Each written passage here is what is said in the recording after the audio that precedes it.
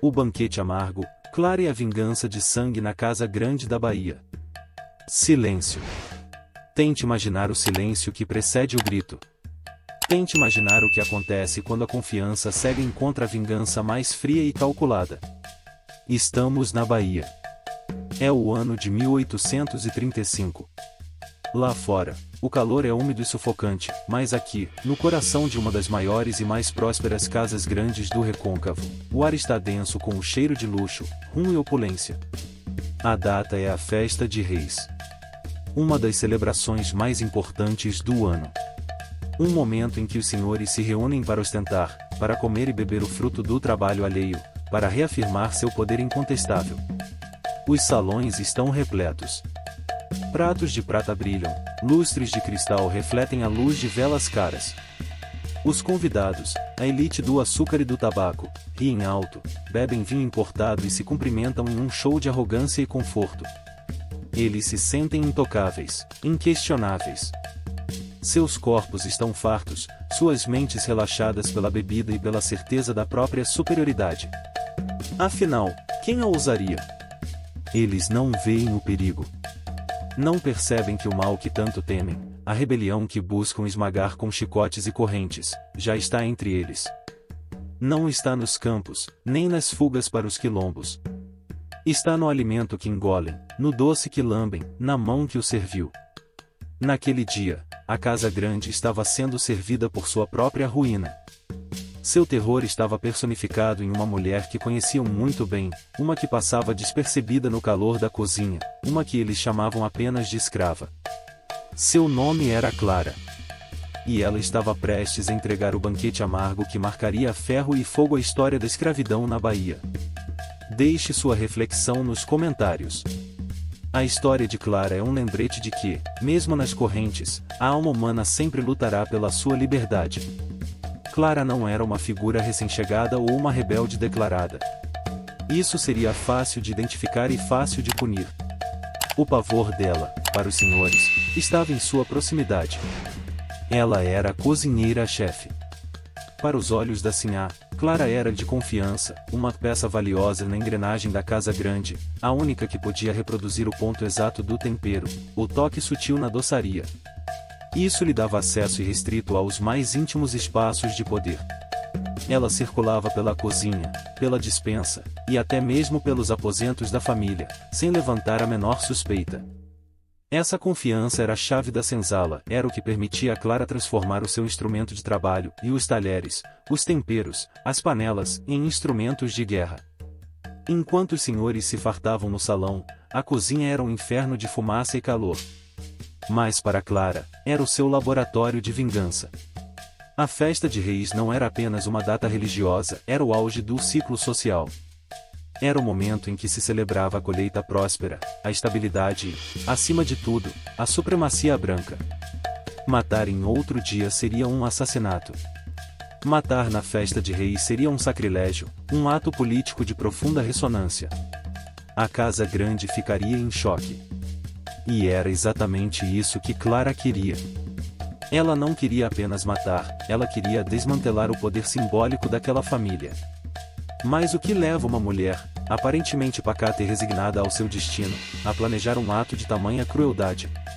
Simplesmente o ódio à escravidão não bastava para justificar o risco de tortura e morte que a esperava. A vingança de Clara não era apenas ideológica, era íntima. Era de sangue. Nos porões da casa grande, a violência não era ocasional, era a regra.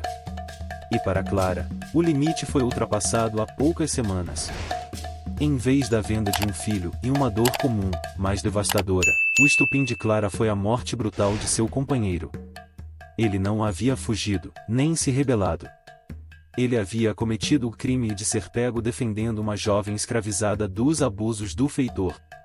Um dos 12 senhores reunidos no salão, o herdeiro mais velho, havia ordenado que o feitor desse um exemplo.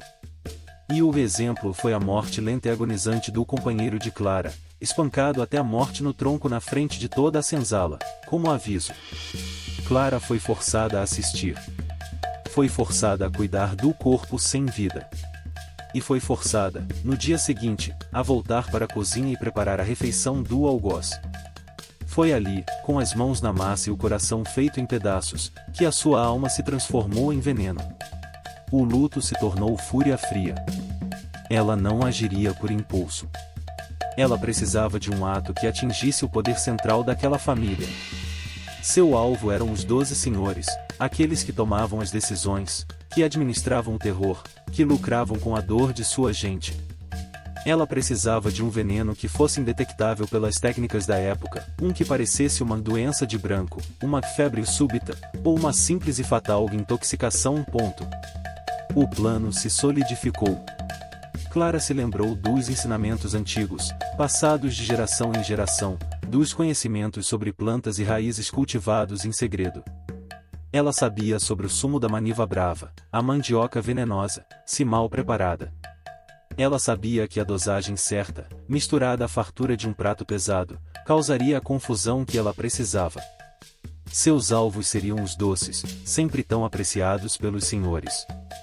O veneno sutil seria parte do tempero, uma pitada extra de amargo mortal no prato principal da sobremesa da festa de reis. Aquele dia, o banquete não seria uma festa de reis brancos, mas sim o sacrifício que ela ofereceria em nome da sua dor e da memória do seu amor.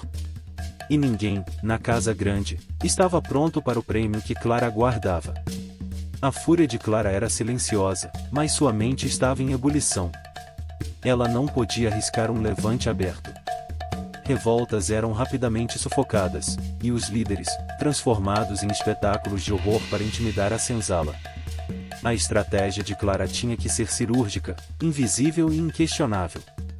A vingança dela seria um segredo mortal levado à boca de seus algozes. O veneno se tornou a arma perfeita. Na Bahia do século XIX, os escravizados eram detentores de um conhecimento botânico vastíssimo, uma herança africana adaptada às matas tropicais. Eles conheciam as propriedades de praticamente tudo que brotava no chão, e os senhores, ignorantes dessas ciências populares, chamavam tudo de doença ou maldição. Clara não recorreria a substâncias caras ou importadas. A natureza lhe forneceria a justiça. Sua escolha recaiu sobre o extrato amargo, uma preparação tradicional, usada até mesmo em pequenas doses como purgante por curandeiros, mas que, em concentração maciça, era fatal. Esse extrato provinha de raízes e sementes específicas e tal como o ácido cianídrico liberado pela mandioca brava se não fosse corretamente processada, ou toxinas concentradas de certas folhas nativas. Ela tinha acesso à natureza, e na casa grande, ninguém ousava questionar as mandingas da cozinheira na escolha dos temperos. O plano se desenhou com precisão militar. Ela não poderia envenenar um prato comum. Precisava de algo que fosse consumido por todos os 12 homens que ela havia marcado, os 12 pilares da crueldade que governavam a casa grande e suas terras. E o que unia a todos na festa de reis? A fartura doce. Naquela época, o açúcar era sinônimo de poder e status. Os doces eram a coroa do banquete. Clara sabia que, na festa de reis, o prato central, aquele que simbolizava a abundância, era o bolo de mandioca, rico em coco e melado, servido após o farto jantar. Seria ali que o extrato amargo encontraria seu destino. O doce, que deveria celebrar a vida, se tornaria o veículo do luto. Durante semanas, Clara trabalhou secretamente. Ela coletou, secou e processou as raízes e sementes, moendo-as até se tornarem um pó fino, inodoro e insípido, facilmente escondido na espessura do melado ou na farinha pesada. A única pessoa na casa grande com autoridade para manejar esses ingredientes e testá-los era ela mesma. E ninguém, absolutamente ninguém, desconfiou que a cozinheira confiável estava, na verdade, preparando uma oferenda de morte.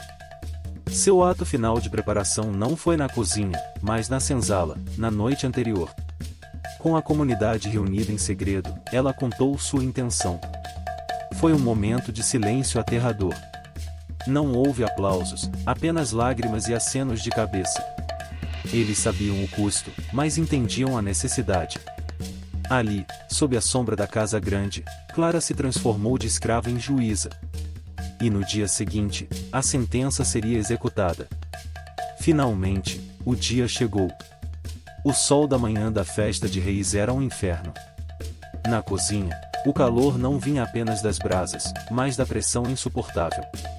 Os 12 senhores estavam apostos no salão, aguardando o banquete. Clara se moveu com uma calma assustadora. Sua aparência era de cansaço, comum a quem trabalha sem descanso. Ninguém percebeu a determinação de aço em seus olhos. O primeiro curso passou sem incidentes. Carnes, frutas, bebidas. Os senhores se embriagavam de fartura, suas vozes se elevando em celebração da sua própria grandeza. Clara observava tudo de sua posição estratégica. Ela sabia que precisava esperar o momento em que a guarda estivesse baixa, e o estômago, cheio. O momento chegou quando a Sinhá, com um sorriso afetado, pediu o grande bolo de reis. Este era o sinal. Clara, com a ajuda de 2 jovens escravizadas que desconheciam a natureza do pó, trouxe o bolo à tona. Era uma obra de arte, 3 camadas de massa rica, coberto por glacê e frutas cristalizadas. No entanto, o veneno não estava no bolo em si. O veneno estava na calda de melado e especiarias que seria servida por cima, um toque final que apenas Clara preparava. Foi ali, naquele melado grosso e escuro, que a morte foi diluída. Foi ali, naquele doce mentiroso, que o extrato amargo se escondeu. Clara levou a travessa ao salão. O peso era imenso, mas para ela, era o peso de um século de dor. Ela se aproximou da mesa principal, onde estavam os 12 homens que ela havia jurado derrubar. Um a um, ela serviu generosamente a calda sobre a fatia de cada um deles. O herdeiro mais velho, o assassino de seu companheiro, recebeu a porção mais farta. Ele sorriu, agradecendo a habilidade inigualável de Clara. É o ápice do horror, os senhores, em um ato de extrema ironia, estão elogiando a mão que os está matando. O silêncio do salão é quebrado pelo som dos talheres. Os 12 senhores dão as primeiras garfadas. O sabor é novo, intenso, mas o álcool e a gula mascaram a ardência inicial que o veneno provoca. Eles comem vorazmente. Enquanto isso, Clara se retira lentamente para a cozinha, seu corpo em chamas de adrenalina e medo, mas sua mente, em paz. Os primeiros sintomas começam a surgir cerca de 10 minutos depois. Não é um grito, é um gemido. Um dos senhores, que havia comido rapidamente, põe a mão na barriga. Ele se levanta, pálido, e tenta falar, mas sua voz falha. O pânico começa como um boato, como um calafrio. O segundo cai da cadeira, convulsionando. O vinho e a comida estão sendo expelidos em um caos nobre. O salão, antes um palco de ostentação, se transforma em uma câmara de agonia. O doce transforma-se em bile. O melado se torna espuma amarela nos lábios. A festa de reis desmorona em questão de minutos. Os que não comeram o bolo se apressam para longe dos doentes, acreditando ser uma peste, uma doença contagiosa. Os sobreviventes, esposas, parentes menores, convidados, gritam por ajuda, por médicos, por salvação. Mas não há salvação para o extrato amargo. Os 12 senhores, um a um, caem sobre a mesa, sobre o chão, seus corpos rejeitando a vida com a mesma violência com que eles a haviam negado aos seus escravos. O terror é total, absoluto. O feitor, o capataz, o herdeiro, o patriarca da casa grande ou os 12 pilares da crueldade estão caídos. Mortos não por revolta aberta, mas por uma arma que eles sequer sabiam que existia, na justiça silenciosa da cozinha. E enquanto o caos se instalava, e a casa grande se afogava em pânico, o destino de Clara estava prestes a ser traçado. Ela havia entregue à morte e agora precisava alcançar a liberdade. O silêncio mortal dos senhores deu lugar a um inferno de som. A casa grande, que minutos antes era o palco da alta sociedade baiana, virou um hospício. O grito da Sinhá foi o primeiro, agudo e histérico, rasgando o ar úmido. Os convidados, atordoados, tropeçavam nos corpos dos caídos. O vinho espalhado no chão se misturava ao vômito e a outros fluidos expelidos pela agonia final. O banquete amargo havia transformado a fartura em putrefação instantânea. Ninguém entendia o que estava acontecendo. Os sobreviventes, principalmente as damas e os parentes que não haviam tocado o bolo de reis envenenado, balbuciavam sobre maldições, sobre a cólera divina. Peste, gritava um. Febre maligna, corrigia outro. O orgulho racista e a soberba de séculos eram incapazes de aceitar a verdade mais simples e a mais humilhante: o veneno havia vindo de uma mão que eles desprezavam. O primeiro ato das aterrorizadas damas foi tentar salvar seus maridos. Esfregavam olhos, esfregavam ungüentos, rezavam em latim. Mas o extrato amargo já havia completado sua jornada. Os 12 senhores estavam irreversivelmente perdidos. O que começou como uma simples indigestão evoluiu para convulsões, espuma na boca e a parada final dos corações. No chão, a prova silenciosa, as fatias intocadas do bolo de reis, agora um objeto de terror. Foi o feitor, o segundo em comando, quem primeiro teve a epifania, e com ela, uma fúria selvagem. Ele, que havia escapado por pouco de ser um dos comensais, correu para a cozinha. Ele sabia que ninguém de fora teria acesso para envenenar a refeição. A mão tinha que ser de dentro. E a única mão que tocava todos os ingredientes era a de Clara. Mas Clara já havia sumido. No momento em que o primeiro senhor caiu, ela abandonou seu posto. Não houve despedida, não houve olhar para trás. Ela sabia que a descoberta seria imediata e que a punição, se capturada, seria inimaginável em algo que nem mesmo a morte poderia aliviar. O feitor encontrou a cozinha vazia, mas não limpa. Os potes de especiarias estavam ligeiramente fora do lugar. Mais importante, ele percebeu a ausência de um pequeno e antigo pilão de pedra, usado por Clara para moer ervas. O feitor não era tolo. Ele havia visto os curandeiros da senzala usarem certas raízes. Ele sentiu o cheiro residual, um amargor terroso que o melado e o açúcar não puderam sufocar completamente. O pânico se transformou em uma caçada. A escrava. A cozinheira. Foi a negra Clara. Os gritos ecoaram da casa grande para a senzala. A ordem foi clara e brutal: tragam-na viva, ou morta. Mas tragam-na agora. A casa grande mobilizou seus capangas e cães de caça. Mas Clara não era uma escrava comum. Ela era uma mulher de inteligência sutil. Ela não fugiu para a mata em uma linha reta e previsível. Em vez disso, ela se escondeu. Seu conhecimento da casa grande não se limitava à cozinha, ela conhecia os corredores de serviço, as passagens secretas dos serviçais, os túneis e esgotos que corriam sob o prédio principal.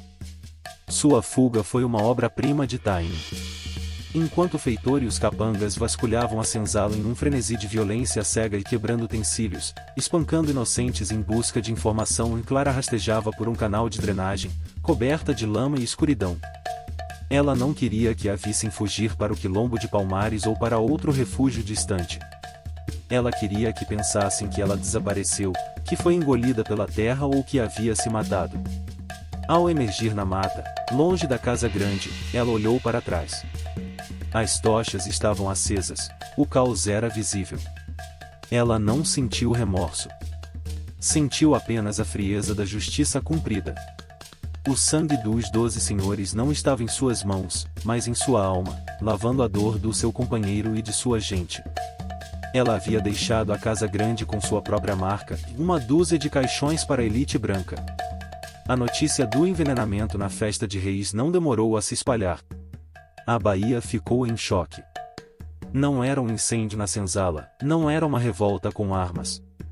Era algo pior, era a traição vinda da submissão. Os senhores ficaram paranoicos. Quem mais, entre seus cozinheiros, copeiros ou amas de leite, guardava segredos letais? A confiança, o pilar do sistema escravocrata, havia sido quebrada para sempre. Nos jornais da época, o evento foi abafado ou distorcido, falavam em doença tropical misteriosa, em intoxicação alimentar fatal. Eles não podiam admitir a verdade, que uma escrava havia matado 12 homens brancos de prestígio. Adotar essa narrativa seria inspirar rebeliões em todas as propriedades do recôncavo. Mas a verdade, como o veneno, era impossível de conter. Na senzala, no entanto, a história se espalhou como um vento seco. Clara se tornou instantaneamente uma heroína, uma guerreira silenciosa. Seu ato não era visto como um crime, mas como um golpe magistral. Ela havia provado que o poder do Senhor era uma ilusão frágil, que podia ser derrubada com um simples extrato de raiz. Sua história se tornou um canto secreto transmitido em sussurros. De repente, a figura do cozinheiro, do serviçal, ganhou uma nova dimensão em Ad Potencial Carrasco. A busca por Clara durou meses. Cães farejadores e capitães do mato vasculharam a região. Mas, como um fantasma, ela havia se dissolvido na mata. Alguns diziam que ela havia alcançado o lendário quilombo, onde era reverenciada como uma mãe de guerra. Outros, mais místicos, afirmavam que ela havia feito um pacto com as forças da natureza, tornando-se invisível para os seus algozes. O que importa não é o desfecho físico de Clara, mas sim o desfecho moral de seu ato. Ela se tornou a materialização do medo branco, na ideia de que a vingança estava na ponta do tempero, na dose de açúcar. O terror de Clara, a envenenadora, não era a mulher, mas o simbolismo que ela representava, que a resistência escrava vinha de todas as formas, e que a Casa Grande nunca mais estaria realmente segura, mesmo à mesa, mesmo na festa de reis. A festa de reis daquele ano na Bahia nunca mais foi a mesma. E a história de Clara, enterrada nos anais não oficiais da resistência, é um lembrete vívido de que a escravidão não foi passiva, mas uma guerra constante travada com todas as armas possíveis, incluindo a arma mais sutil e devastadora de todas, o envenenamento. Voz do narrador, mais sóbria e reflexiva, mantendo a seriedade do tema. A Casa Grande sobreviveu à festa de reis, mas ficou mortalmente ferida. Os 12 caixões não representavam apenas a morte de indivíduos, representavam a fragilidade do poder senhorial. A dor da perda logo se transformou em pânico sistemático. A reação dos sobreviventes e dos senhores vizinhos foi imediata, previsível e brutal. Eles não encontraram Clara, mas precisavam de uma resposta. A fúria por não capturarem a principal agente da vingança recaiu sobre a senzala. Dias de terror se seguiram. As mulheres que auxiliavam Clara na cozinha, mesmo que inocentes e ignorantes sobre o veneno, foram as primeiras a serem interrogadas sob tortura. A intenção não era apenas punir, mas erradicar a ideia de que o envenenamento poderia ser uma arma eficaz. Os senhores implementaram medidas desesperadas. Cozinhas foram isoladas. Novas regras proibiam escravizados de tocar temperos misteriosos ou ervas desconhecidas. Criou-se a figura do degustador forçado, e um escravo, muitas vezes um idoso ou criança, forçado a provar cada prato da Casa Grande antes que a comida chegasse à mesa do senhor. O ato de Clara havia instaurado uma cultura de desconfiança absoluta, onde até o alimento mais simples se tornava uma potencial ameaça. Contudo, a paranoia se tornou uma forma sutil de vingança para os próprios escravizados. A partir daquele dia, qualquer mal-estar de um senhor era motivo de alarde.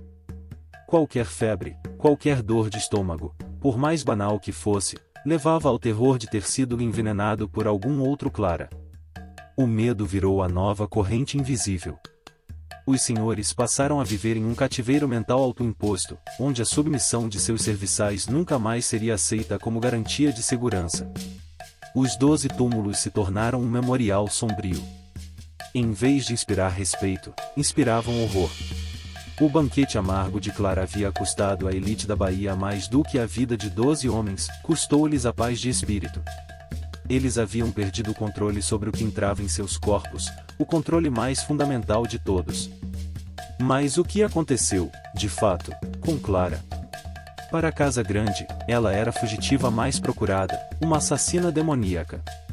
Para a senzala, ela era outra coisa e uma mártir, uma heroína e, acima de tudo, uma lenda. Nos terreiros, nos cantos escuros e nos momentos de folga, a história de Clara foi recontada, repetida e adaptada. Ela não era apenas a cozinheira, mas a guerreira da caldeira, aquela que deu o golpe fatal sem levantar uma espada. Sua história viajou pelas fazendas e cidades do Recôncavo, levada por mascates, por escravos de ganho e por fugidos. No boca a boca, os fatos eram embelezados. Dizia-se que o veneno de Clara não havia sido apenas a raiz, mas uma poção mágica que ela havia trazido da África. Dizia-se que, ao fugir, ela havia deixado um sinal de X na porta da cozinha, uma promessa de que haveria outras Claras.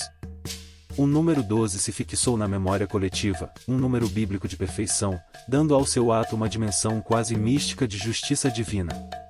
Sua lenda se infiltrou nos quilombos. Para os quilombolas, Clara representava a prova de que a inteligência e o conhecimento ancestral eram mais poderosos que o aço e a pólvora.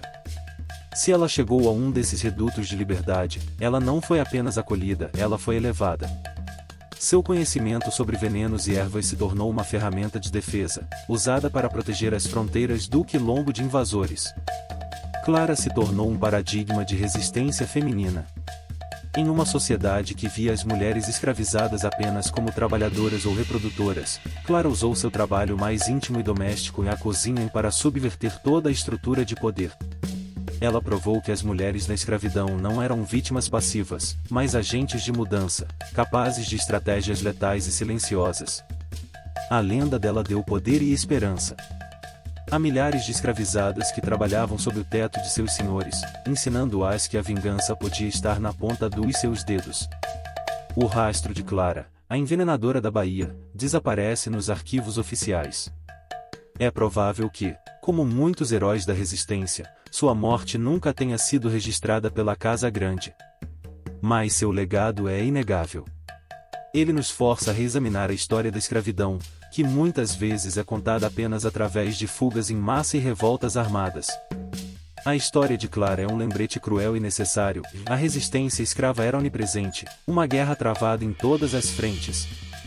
Envenenar era uma tática de guerrilha, um ato de desespero e coragem que visava o coração do poder econômico e simbólico. Não se trata de uma história de heroísmo romântico, mas de uma justiça brutal forjada sob séculos de opressão.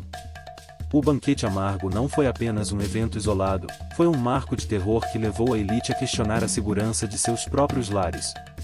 Ele expôs a hipocrisia de uma sociedade que comia alegremente os frutos do trabalho, sem jamais enxergar a humanidade e o ódio daqueles que serviam à mesa. Clara, a envenenadora, pode ter se perdido nas matas da Bahia. Mas a sua história sobreviveu, passada em segredo por aqueles que entenderam o significado dos 12 túmulos na Casa Grande. É uma das sombras da escravidão que nos ensina que a liberdade, para alguns, só poderia ser comprada com o preço mais alto e a vingança de sangue. E essa vingança veio fria, silenciosa, e servida na sobremesa da festa de reis. O banquete amargo terminou, mas o gosto da desconfiança permaneceu. O que a história de Clara lhe diz sobre a verdadeira natureza da obediência sob o cativeiro? Uma reflexão final. O banquete amargo terminou, mas o gosto da desconfiança e do medo permaneceu. O ato de Clara, a envenenadora da Bahia, é mais do que um episódio sangrento da história, é um portal para a compreensão da verdadeira natureza do cativeiro. Olhar para os 12 caixões é essencialmente olhar para o abismo da própria escravidão. Clara nos força a questionar a narrativa. Por muito tempo, a história oficial nos vendeu a ideia de que a resistência era algo grandioso, épico, limitado a quilombos gigantescos e revoltas armadas. Mas Clara nos mostra que a resistência era, acima de tudo, íntima, silenciosa e estratégica. Ela usou as regras da Casa Grande contra seus próprios criadores. Quem poderia suspeitar da cozinheira-chefe, a confiável detentora dos segredos de tempero da família? O ato dela expôs a hipocrisia fundamental do sistema e a elite acreditava que, desde que o chicote estivesse na mão, o coração do escravizado estaria sob controle. Clara provou que a mente e a alma escravizadas eram territórios livres, capazes do planejamento mais frio e letal. Seu veneno não matou apenas homens, matou a segurança. A partir daquele dia, o senhor da Casa Grande teve que viver com a certeza terrível de que o perigo não estava na mata, mas sim na sua própria xícara de café, no prato que ele comia com gosto. O medo virou um parasita, aninhado na confiança cega. A psicologia da vingança silenciosa. O envenenamento, historicamente, é a arma do oprimido que não pode lutar abertamente. Ele exige uma calma e uma inteligência que superam a força bruta. Pense na psicologia de Clara. Ela não agiu por impulso. Ela teve que coletar as raízes, processar o extrato, guardá-lo e, no dia da festa de reis, servir a morte com um sorriso nos lábios. Isso não é um crime passional, é um ato de guerra psicológica. A vingança de Clara não era apenas pela morte de seu companheiro, mas pela dor acumulada de toda uma comunidade, pelo terror diário imposto pelo chicote, pela venda de famílias. Ela se tornou a mão da justiça, equilibrando uma balança que o sistema legal jamais reconheceria. Ao escolher a festa de reis, ela mirou no simbolismo. Ela não destruiu apenas 12 vidas, ela destruiu a alegria, a ostentação e a celebração do poder. Ela transformou o ritual de supremacia em um ritual de sacrifício. A consequência foi imediata, o pânico e a paranoia. O feitor, o novo capataz, as sinhais, todos eles tiveram que viver com a pergunta: quem será o próximo Clara? Eles foram forçados a provar seus alimentos e a suspeitar de cada gesto de seus serviçais. O ato de Clara impôs uma forma de cativeiro mental aos próprios senhores. A partir dali, a Casa Grande se tornou uma prisão de luxo, infestada pelo medo. O legado de Clara e ao ecos da escravidão no Brasil. Clara desapareceu, e talvez seja melhor que sua história oficial tenha se perdido. Isso permitiu que ela se tornasse lenda e símbolo. Sua fuga para o mato é uma metáfora para a liberdade que ela ajudou a criar na mente de outros escravizados. Ela se tornou a prova de que a resistência feminina era tão letal quanto a masculina, mas agia em um campo de batalha diferente, o doméstico. As mulheres na escravidão e as cozinheiras, as amas de leite eram as mais próximas dos senhores, e por isso, as mais capazes de trair a confiança de forma definitiva. Ao olharmos para a figura de Clara, não estamos romantizando a violência, mas sim reconhecendo a humanidade desesperada por trás dela. A escravidão não foi uma instituição passiva, foi uma guerra constante de vontades. E o preço da liberdade, para muitos, só podia ser pago com o preço mais alto. Clara, a envenenadora da Bahia, é uma das sombras mais profundas da escravidão, um lembrete de que toda opressão gera uma resistência equivalente. Sua história nos força a confrontar o legado de medo e justiça brutal que ainda ecoa em nosso presente. Perguntas para indagação. Concluímos com as perguntas que a história de Clara nos deixa.